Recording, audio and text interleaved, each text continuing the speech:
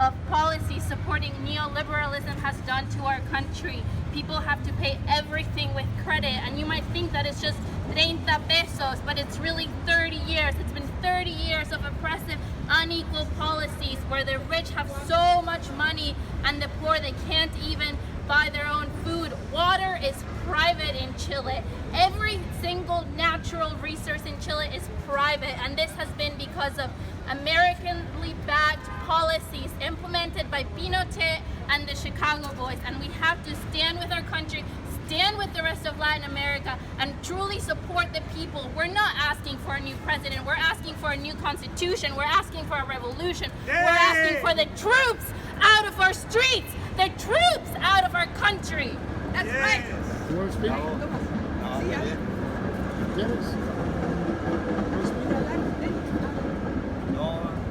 Be brave, be brave. So are you a student? Yeah, I'm a PhD student at Cal. Okay. Privatization at Cal? In political Fees. science. Okay. What's your name? Vanessa. Okay. Well, let's get some chants going. Troops off the streets. Troops off the street. People power now. People's power. Workers power now. Troops off the streets. That the president of Chile called for a state of emergency and sent the military out into the streets of Chile. The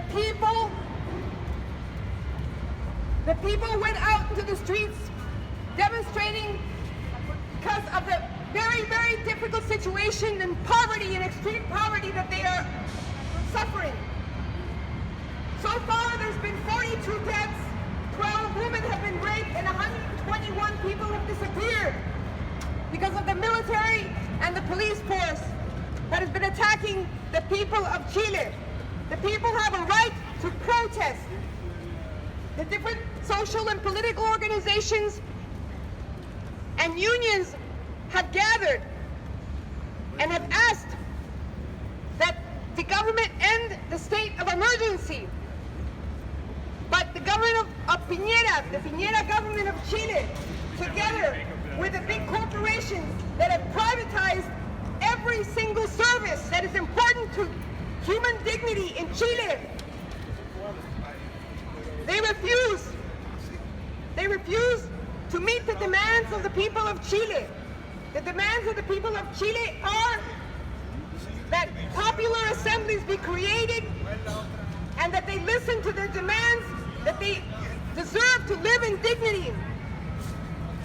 The people will have to contribute towards a pension system that has been privatized during the past 40 years.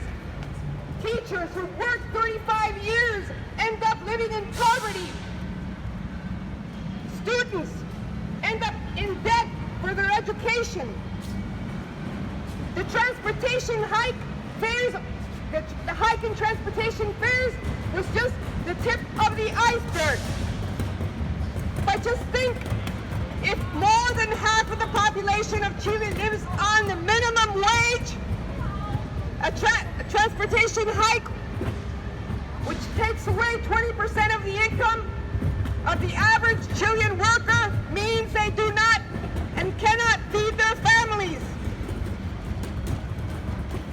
Workers have even had to put in a law to restrict a work week to 40 hours because workers are subject to employer abuse, corporate abuse of workers' rights, where they're made to work extra hours without extra pay.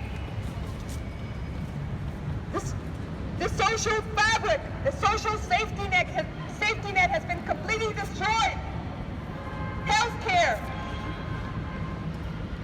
People are made to wait in lines and do not get the healthcare they need. The elderly cannot buy their medicines. So the protest that is going on these days in Chile has to do with the underlying political and economic model, the neoliberal model that was imposed upon Chile during the dictatorship of Pinochet. Even water is privatized. Children in Quintero and in what's called sacrifice zones of industries have been poisoned by toxic fumes of these corporations that have no regulation. People are sick and tired. Yesterday, the President Piñera, he announced that he was in war. He basically declared war on the Chilean people. And the Chilean people responded, no, we're not at war. We are united and we're fed up. That's what's going on in Chile. At the same time, the government is trying to place blame on all the fires and all the destruction on the movement, the social movements in Chile, while there have been videos and proof that the ones who are doing a lot of the destruction and setting fires happen to be the police force and the military. They're doing that in order to create panic among the population, and so that the population will say, come back military, stay with us. But no, the people in Chile are not being fooled. They know who the enemy is, and they're saying, send the military back to the barracks. We will not tolerate this. End the state of emergency. There is no reason to have a state of emergency in Chile. It is the economic model.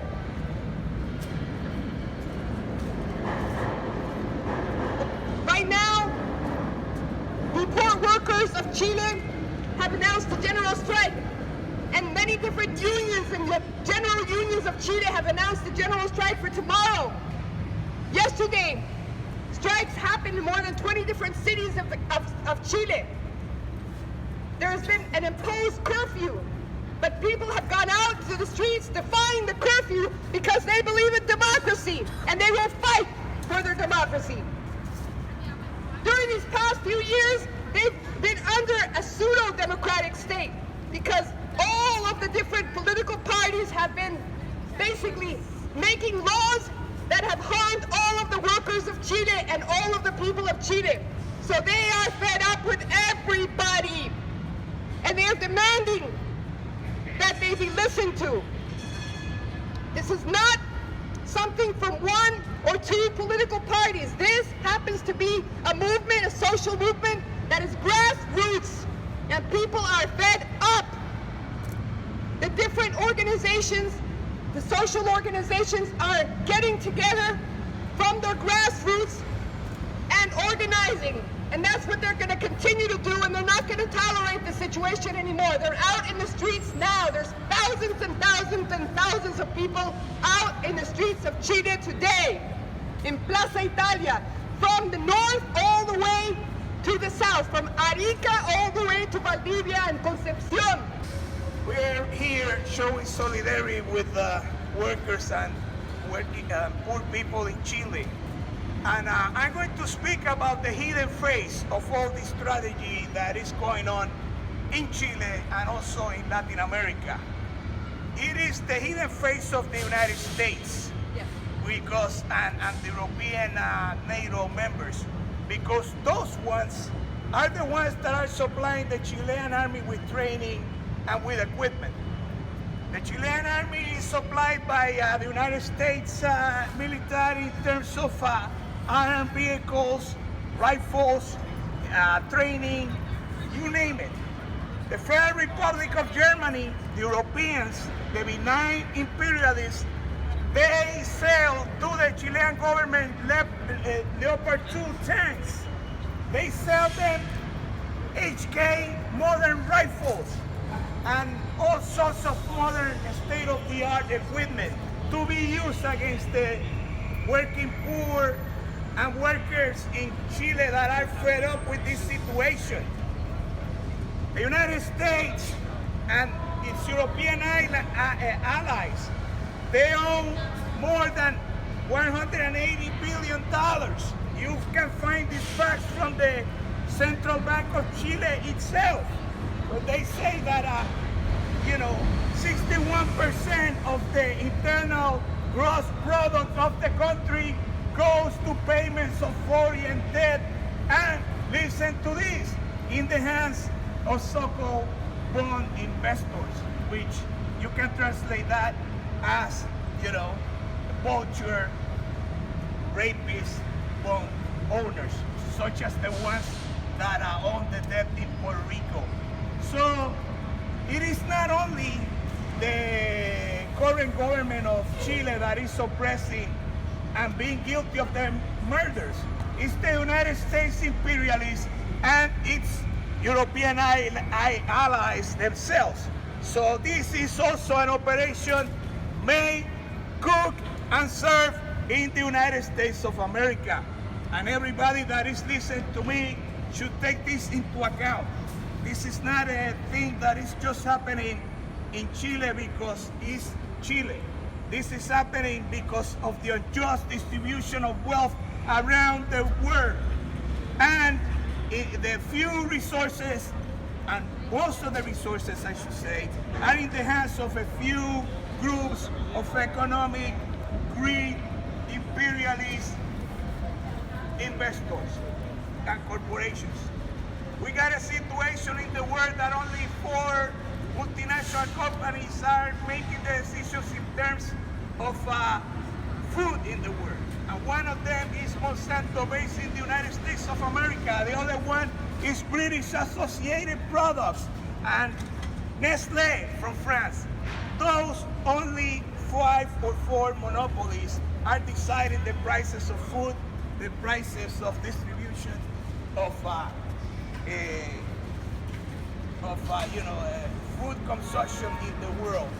So I just want to say this: it's the responsibility of people that reside in the United States, that are American citizens, to protest the actions of the United States government itself.